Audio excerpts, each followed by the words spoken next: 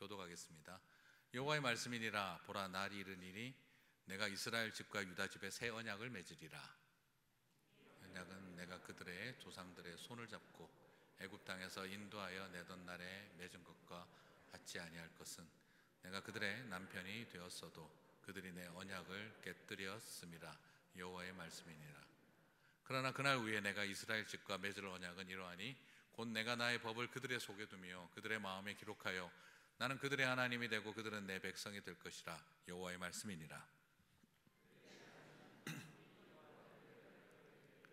너는 여호와를 알라 아니하리니 이는 작은 자로부터 큰 자까지 다 나를 알기 때문이라. 내가 그들의 악행을 사하고 다시는 그 죄를 기억하지 아니하리라. 여호와의 말씀이니라. 같이 읽겠습니다. 여호와께서 이와 같이 말씀하셨느니라. 그는 해를 낮의 빛으로 주셨고 달과 별들을 밤의 빛으로 정하였고 바다를 뒤흔들어 큰 파도 소리로 소리치게 하나니 그의 이름은 만군의 여호와니라. 아멘. 자, 우리가 팬데믹을 겪으면서 지금 앞으로 이 팬데믹이라는 시대를 우리는 어떻게 살아가야 할지를 새로움의 시리즈로 이어가고 있습니다. 우리의 시간을 새롭게 합시다. 우리의 시대를 새롭게 합시다. 그리고 새 시대에 맞는 새 공간을 만들어 갑시다. 열어갑시다. 그리고 새 시대와 새 공간을 열어가는 새로운 피조물이 되어야 합니다. 그리고 새로운 피조물, 새 사람으로서 새 계명을 지켜야 합니다. 로 4번에 걸친 메시지를 전했습니다.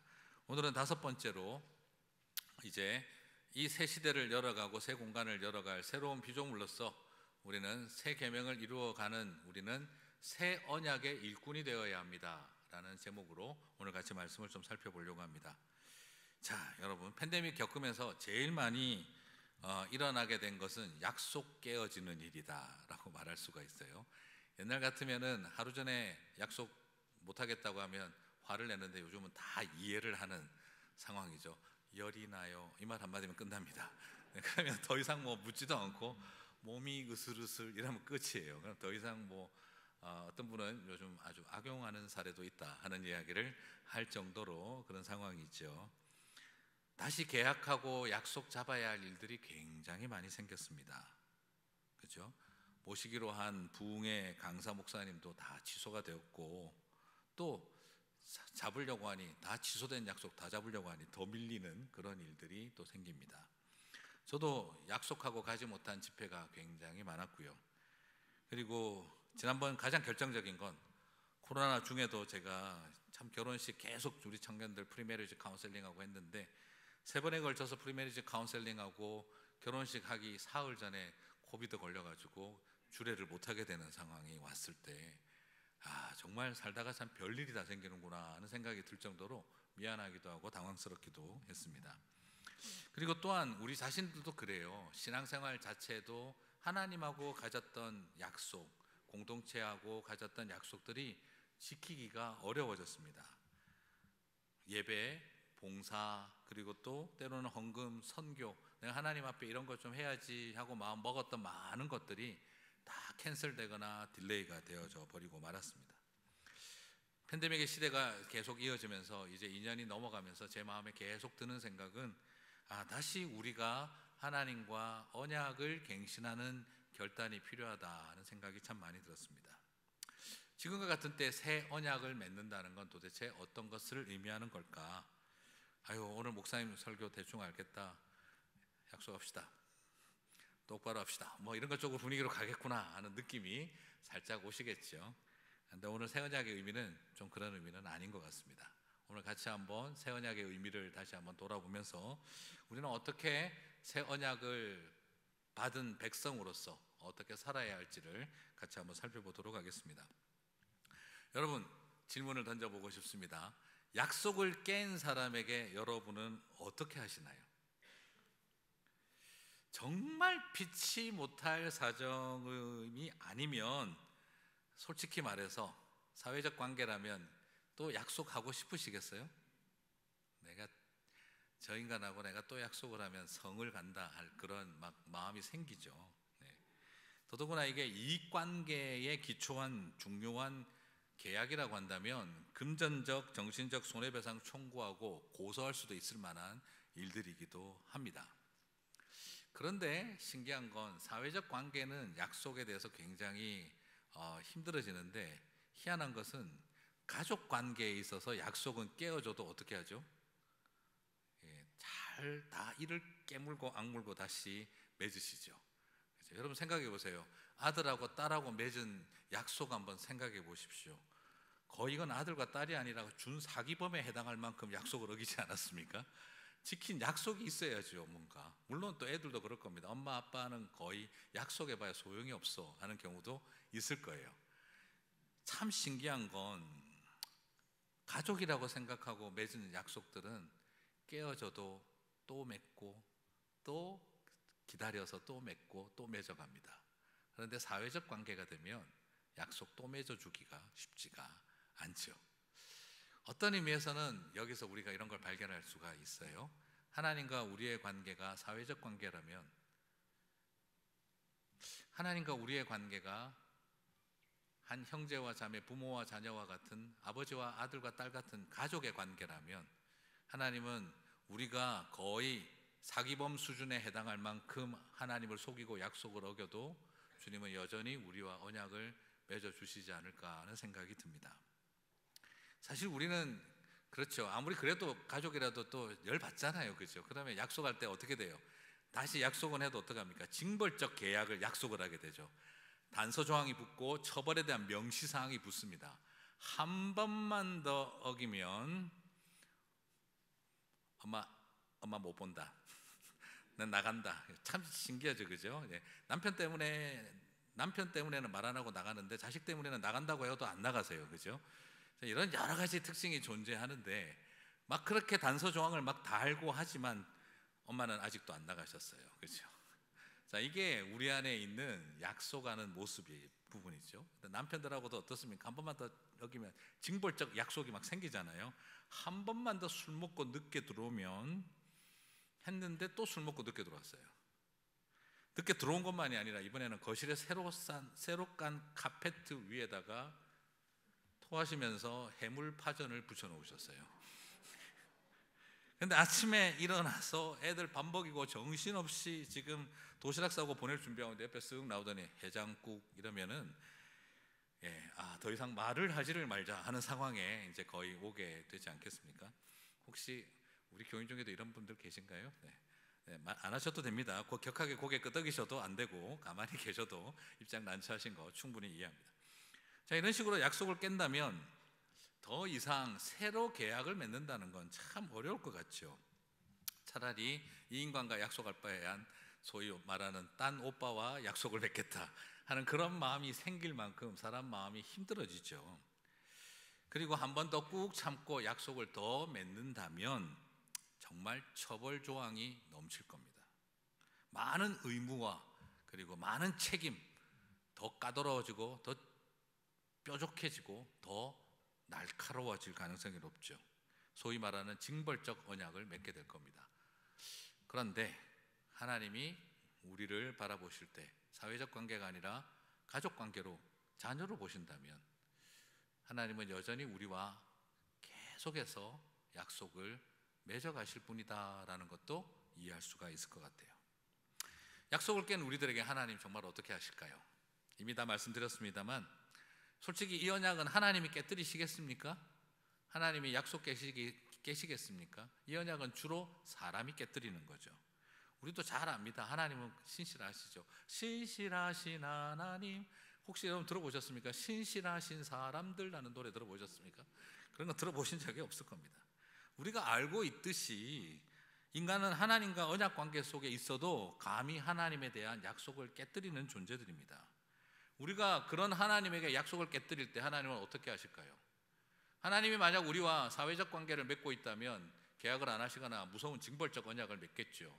그러나 하나님이 우리의 아버지가 되시고 그분이 우리의 아버지가 되시고 우리를 아들과 딸로 여기신다면 여전히 우리는 부끄러운 죄 가운데 있다 할지라도 하나님은 또 언약을 리뉴하여 주실 거라는 거죠. 자, 그래서 먼저 드리고 싶은 이야기는 이겁니다. 만약 우리가 하나님의 약속을 깨뜨린다 하더라도 하나님은 우리의 배신에도 불구하고 여전히 새 언약을 맺어 가신다라는 것입니다. 예레미야 31장 31절을 보겠습니다. 같이 읽겠습니다. 여호와의 말씀이니라. 보라, 날이 이르리니 내가 이스라엘 집과 유다 집에 새 언약을 맺으리라. 이 날이 이른다는 것은 뭘 말하는 걸까요? 망할 때가 왔고, 그리고 또 해방에 대한 약속의 날도 있겠지만, 그러나 뭐라고 이야기하십니까? 하나님은 여전히 새 언약을 맺겠다는 겁니다. 오늘 이 이야기는 이제 정말 하나님 앞에 패역한 남유다가 바벨론에게 완전히 멸망하는 상황에 쓰여진 본문이죠. 그래서 오늘 이 언약을 새롭게 하겠다 하시는 이 말씀이 평상시에 분위기 좋을 때 잘하겠다고 결단하고 헌신하는 모습을 바라보고 하신 이야기가 아니라는 겁니다. 지지리도 말 안 듣다가 결국 망한 판이 되어진 상황, 그런데도 하나님은 뭘 약속하고 계십니까? 새 언약을 맺겠다라는 겁니다.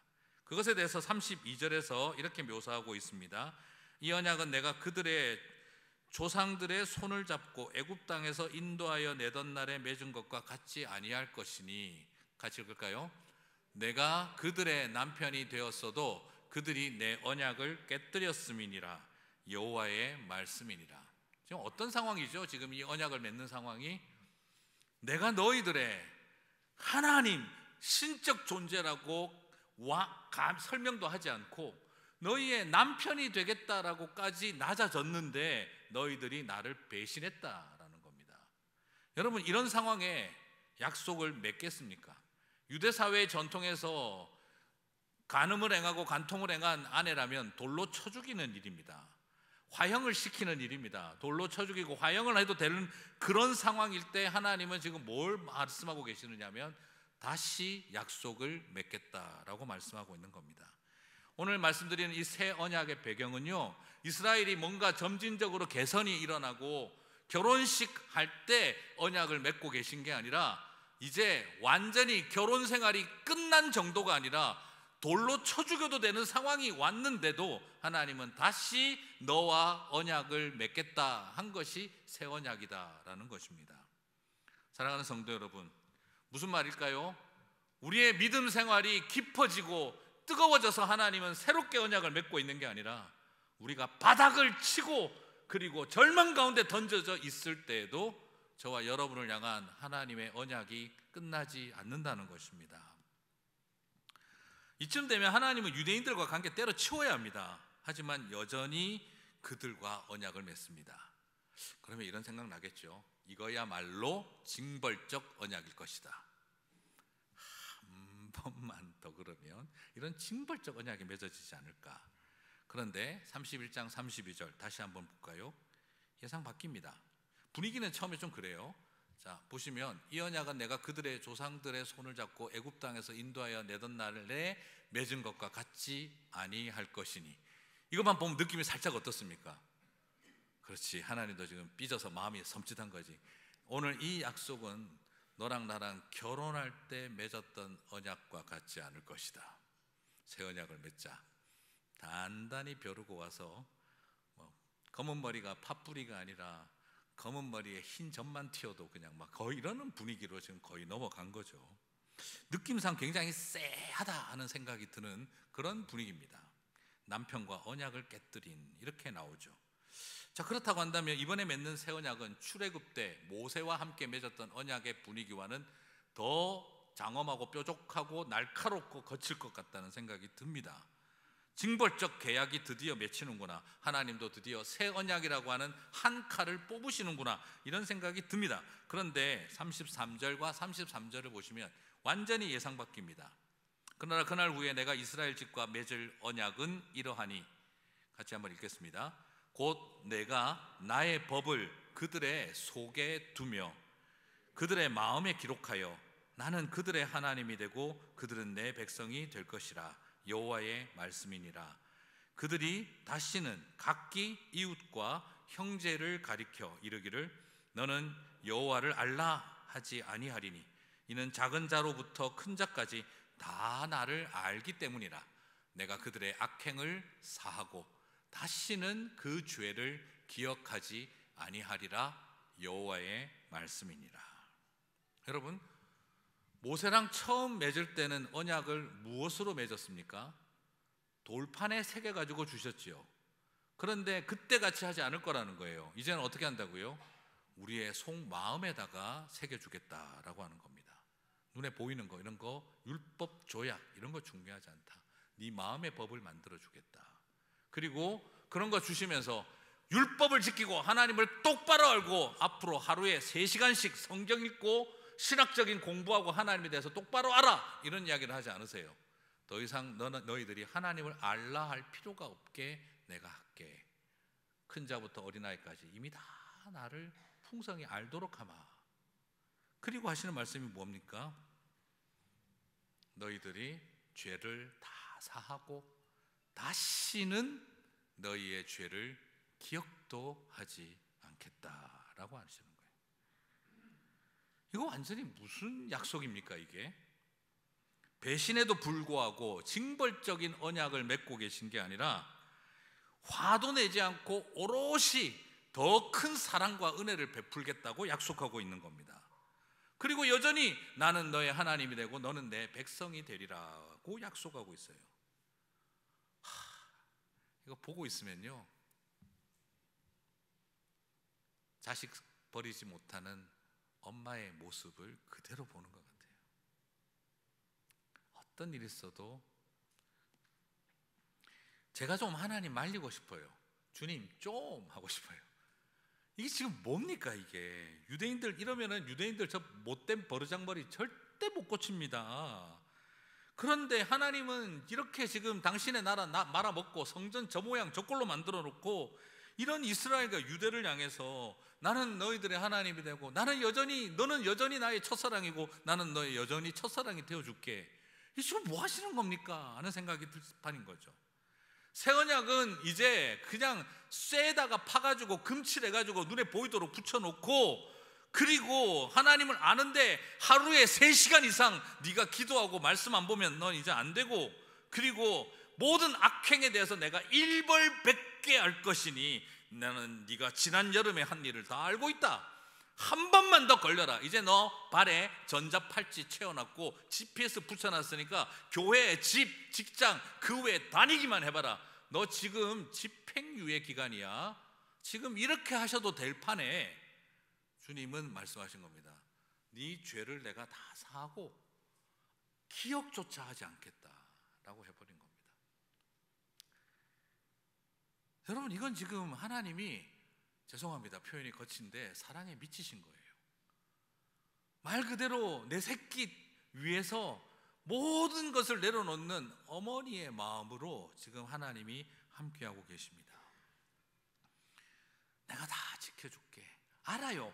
자기들이 말 안 듣고 끝까지 고집 피우다가 지금 망했습니다. 바벨론에게 다 망했어요. 그런데 하나님은 어떤 마음이신 거죠? 거 봐라, 내가 시킨 대로 안 하다가 이 꼴 났지. 지금 그렇게 말씀하고 있는 게 아니라, 그렇게 말해도 듣지 않다가 망해버린 자식 같은 유대들을 바라보면서 너희들이 죄값을 너희들이 알겠냐라는 말을 하지 않으시고, 망해서 끌려가는 모습이 안쓰러워서 그래도 네가 한 짓 난 다 잊어버릴게. 그래도 나는 네 하나님이고 너는 내 새끼다. 그 이야기를 하고 계신 거예요. 하나님은 지금 뭘 보고 계신 겁니까? 그들이 말 안 듣던 모습을 보고 계신 게 아니라 망해서 고통받는 모습이 더 안쓰러우신 거예요. 어머니와 같은 하나님의 마음인 겁니다. 그래서 예레미야를 통해 약속하고 계신 겁니다. 너희의 죄를 기억조차 하지 않겠다. 저는 이것이 새 언약인 줄 믿습니다. 여러분, 지금 저와 여러분에게 온 세상이 망해버린 것 같은 이 세상 속에 주님은 지금 저와 여러분에게 새 언약을 주고 계시는 줄 믿습니다. 너 앞으로 잘해 말씀하시지 않고 내가 더 잘하마, 그렇게 지금 말씀하고 계신 것입니다. 옛날과 너무 다른 언약을 맺고 계십니다. 더 무서운 징벌 언약을 맺고 있는 게 아니라 더 뜨거운 사랑의 언약을, 더 따스한 은혜로운 언약을 맺고 계신 것입니다. 말 안 듣고 모질게 막말하고 달려들던 모습은 잊어버리시고, 그 때문에 고생하고 있는, 죽을 고생하는 그 모습을 더 안쓰러워하시는 하나님의 마음인 것입니다. 하나님과 우리가 맺은 언약을 다 망가뜨려 버려놨다 할지라도 하나님은 끝까지 저와 여러분을 사랑하시고 언약을 새롭게 하시는 줄 믿습니다. 그래요. 오늘 꼭 기억하셨으면 좋겠어요. 하나님, 나 이제 믿음 생활 한번 잘할게요. 신앙생활 잘할게요. 걱정하지 마세요. 이제 열심히 할 테니까 같이 한번 해봅시다. 지금 이걸 말하라는 게 아니라 지금 하나님이 끝까지 우리를 믿어주고 계시고, 사랑하는 아들아, 사랑하는 딸아, 내가 너를 끝까지 지켜줄게. 지금 그 이야기를 하고 계신 겁니다. 이것이 하나님의 은혜고 새 언약입니다. 저와 여러분에게 그 새 언약을 주셨고, 이제 팬데믹의 시대에 다시 새 언약을 붙들게 되기를 주님의 이름으로 축복합니다. 팬데믹 처음 시작할 때 제가 이런 이야기 많이 들었어요. 한 달 지나고 나서요, 교인들 막 연락 많이 오고요, 카톡도 많이 왔어요. 목사님, 온라인으로 예배드리면서 울었습니다. 일상의 소중함이 얼마나 가치로운 것인지 알았습니다. 당연히 가면 있는 줄 알았던 주일 예배, 교회, 그 소중함이 내가 얼마나 쉽게 생각해 왔었던가 많이 돌아보고 정말 이제 그 일상의 소중함을 회복하고 싶습니다. 팬데믹 끝나면 정말 잘할게요. 정말 이제 웬만하면 주일 안 빠지고 정말 잘 섬길게요. 앞으로 더 잘하고 싶어요 하셨던 분들을 제가 기억하고 있습니다.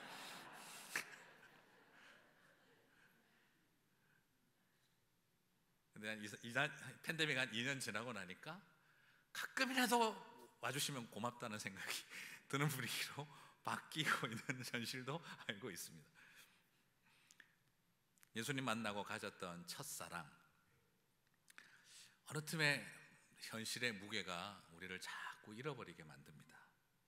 교회 처음 올 때 가지셨던 그 마음, 이제 이 교회가 마지막 교회가 되었으면 좋겠다 하는 마음으로 섬기셨던 그 첫사랑, 직분자로 임직받고 그리고 소그룹 리더로 여러 모양으로 섬길 때 그때 하나님 앞에 가졌던 언약과 약속, 현실이라고 하는 삶의 상황이 우리로 하여금 많은 걸 무뎌지게 하고 잃어버리게 만들었습니다.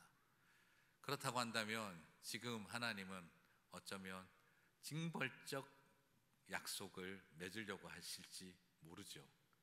그런데 주님은 어떤 분이시라는 겁니까? 여전히 다 잊어버리겠다 하시며 징벌적 서약이 아니라 새로운 언약을 맺고 계신다는 거죠. 여기서 차이입니다. 담임 목사는 기억하고 있는데 하나님은 잊어버리신다는 거죠. 저도 잊어야겠죠. 카톡 다 지우도록 하겠습니다. 자, 이것이 우리가 가져야 될 하나의 하나님 주시는 마음이겠죠. 부끄러운 모습 때문에 때로는 우리 스스로가 하나님 앞에 서기가 힘듭니다. 긴장이 됩니다. 남편을 버린 아내와 같은 우리를 정말 첫사랑 때처럼 다시 어떻게 마주 볼 수 있겠나, 그 마음 때문에 사실은 하나님 앞에 나가기가 부담스럽기도 하고 부끄럽기도 하고 괜히 자존심 상하는 것 같기도 하고 여러 마음이 듭니다.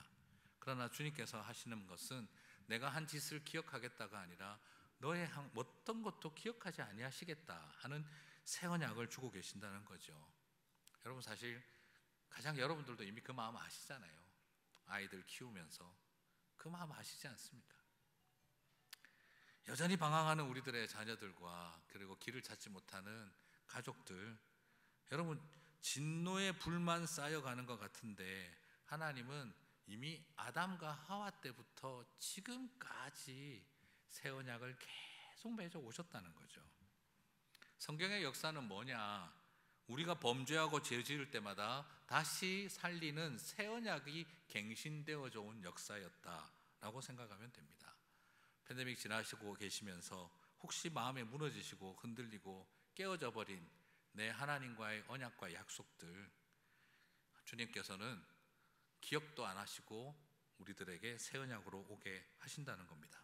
여러분, 내가 자꾸 부끄러운 기억 붙들고 그렇게 생각하면요, 옛 계명으로 sab니다. 내가 안에 부끄러운 기억들 자꾸 붙들고 있으면 그래, 나도 율법을 지키듯이 또 뭐도 해야 되고 뭐도 해야 되고 뭐도 해야지, 그러면은 내가 하나님 앞에 좀 떳떳하겠지. 그것은 새 계명이 아니라 새 언약을 붙든 삶이 아니라 뭐죠? 여전히 옛 언약인 율법에 묶여서 살아가는 것과 아무런 차이가 없는 겁니다. 여러분, 그것이 하나님 앞에 떳떳하다고 생각하지 마세요. 죄짓고 부끄럽고 약속 깨뜨리고 살아온 내가 이젠 잘 알려면 이것도 하고 저것도 하고 이것도 하고 해야 하나님 앞에 부끄럽지 않고 떳떳하지, 그런 생각하지 마세요. 그게 옛 언약 속으로 들어가는 것입니다. 오히려 다 잊어버렸다고 하는데, 다 기억하지 않겠다고 하시는데, 하나님의 능력 중에 제일 큰 게 뭔지 아십니까?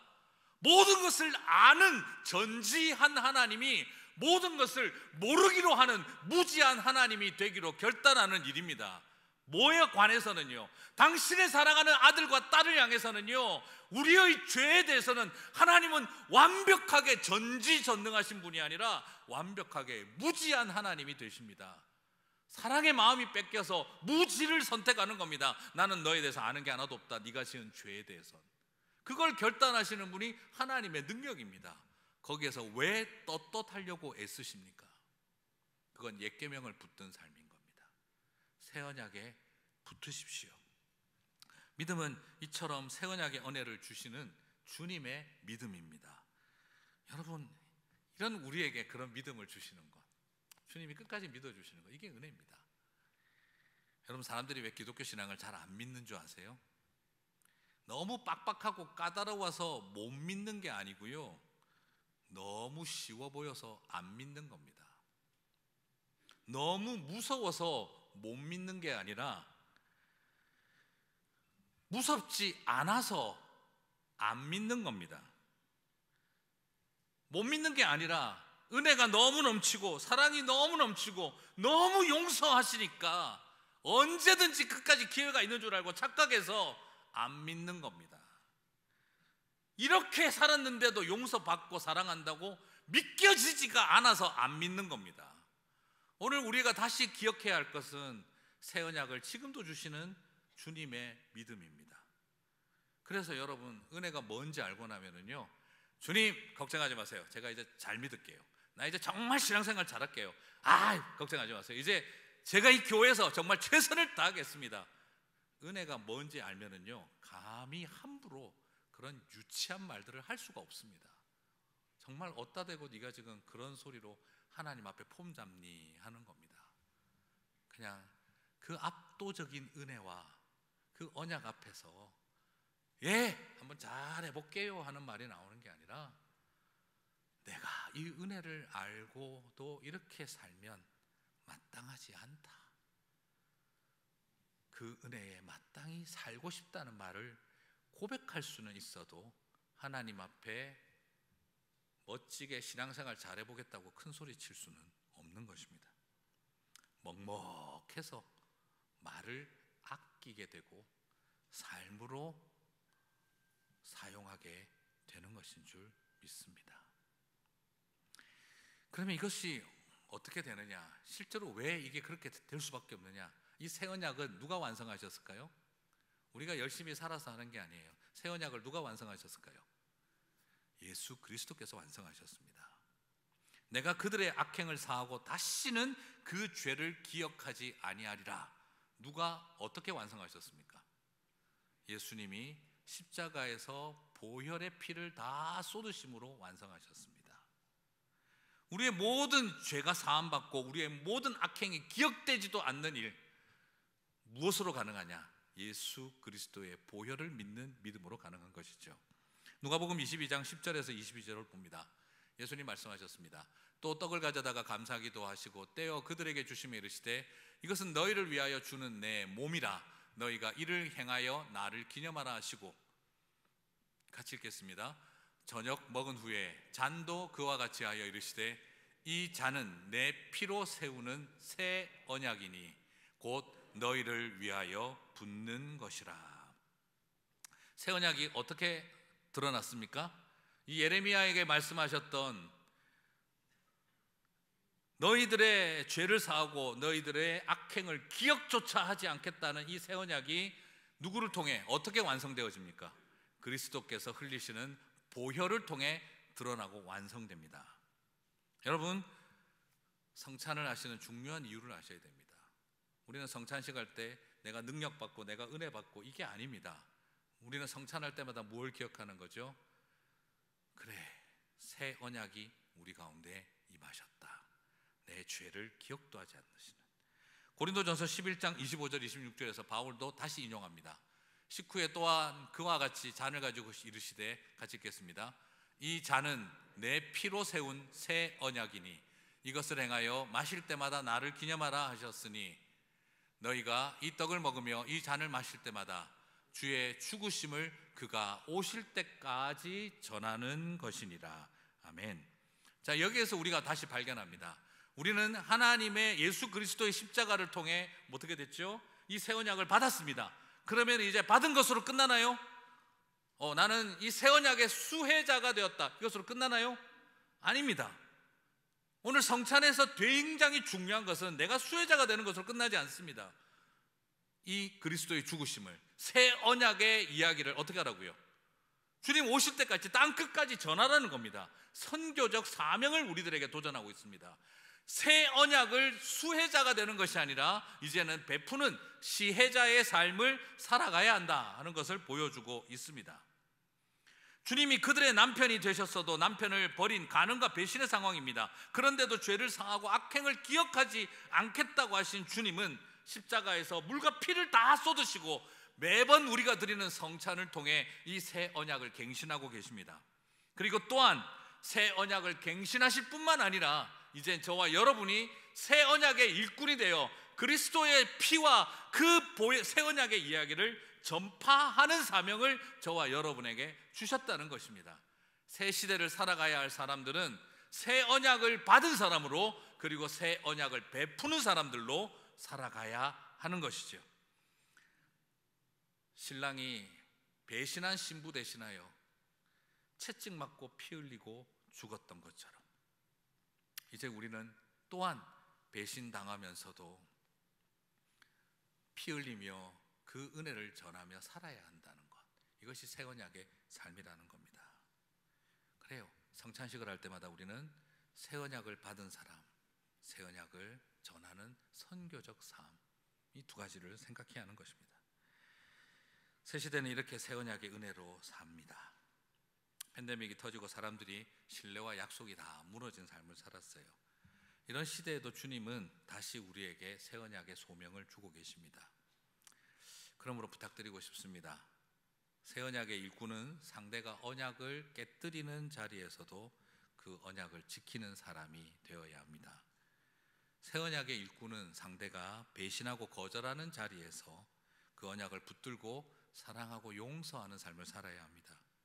새 언약의 일꾼은 내가 한 말과 행동을 끝까지 기억하겠다 하는 분들이 아니라 그 모든 것을 잊어버리고 십자가에 못 박는 삶을 살겠다는 것입니다. 새 언약의 일꾼은 상대의 죄가 명확한 자리에서도 그 죄를 기억하지 아니하는 것을 말합니다. 새 언약의 일꾼은 그들의 피를 흘리게 만드는 데 삶의 목적이 있는 것이 아니라 나의 희생을 통해 그들을 살리는 일이 목적이라는 것이죠. 중요한 건 기억해야 되는 겁니다. 우리는 이 땅에서 교회를 이루고 사람들과 함께 살아갈 때 사회적 관계를 이루고 있는가, 아니면 household of God, 나는 주님의 가정으로서의 관계를 맺고 있는가.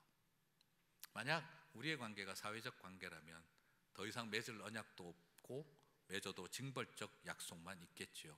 그러나 우리가 한 형제와 자매와 한 아버지를 섬기는 자녀들이라고 한다면 우리는 이곳에서 새로 언약을 갱신하며 살아가게 되지 않겠습니까?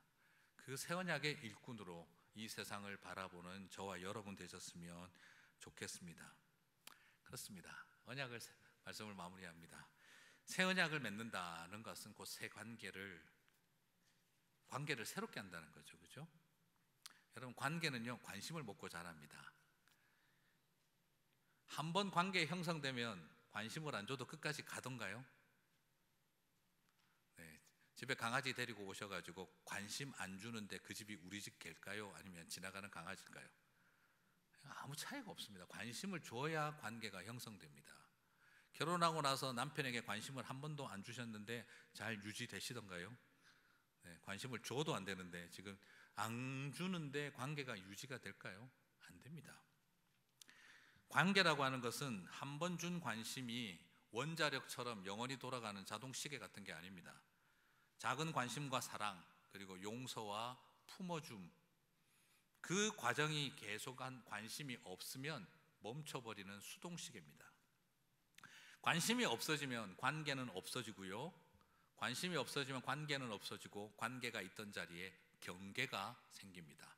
그리고 그 경계에는 담이 생기고, 그리고 그 경계에는 철조망이 생기겠죠. 사랑하는 성도 여러분, 저와 여러분 안에 새 언약을 통한 새로운 관계를 만들어가는 일은 관심을 통해 자란다고 생각합니다. 여러분, 좋은 관계라는 게 뭐겠습니까? 어떻게 하면 좋은 관계가 만들어질까요? 좋은 사람들이 좋은 일로 만나면 좋은 관계가 될 거라고 생각하기도 하죠.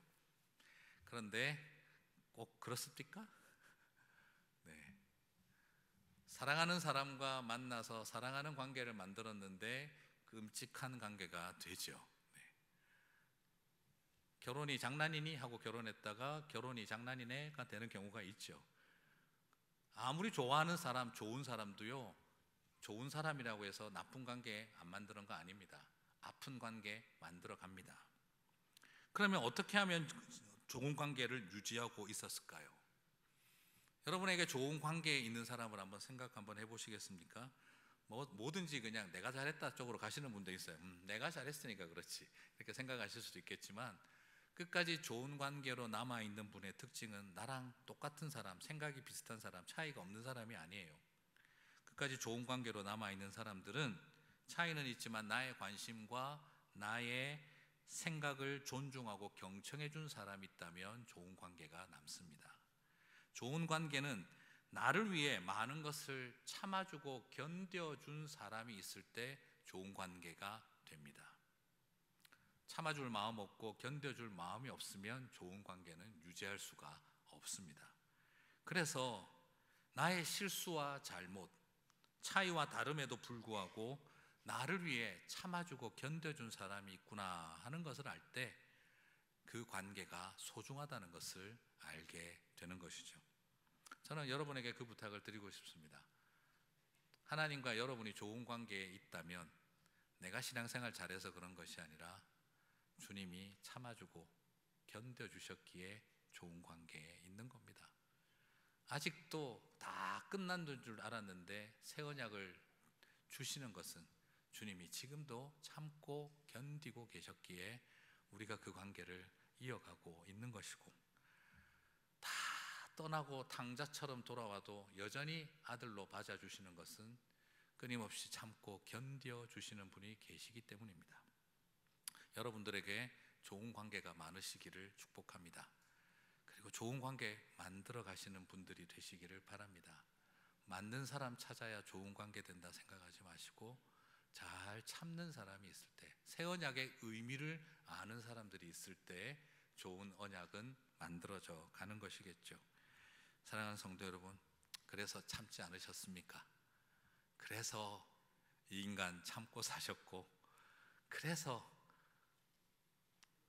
자녀들 붙들고 오신 것처럼 주님은 우리들에게 어머니의 마음, 아버지의 마음을 아는 저와 여러분에게 내가 어떤 마음으로 너희와 새 언약을 맺고 있는지를 알려주고 계실 거라 생각합니다. 새 언약을 통해 더 큰 은혜를 받으시고 새 언약을 통해 더 큰 은혜를 나누시게 되는 저와 여러분이 되시기 바랍니다.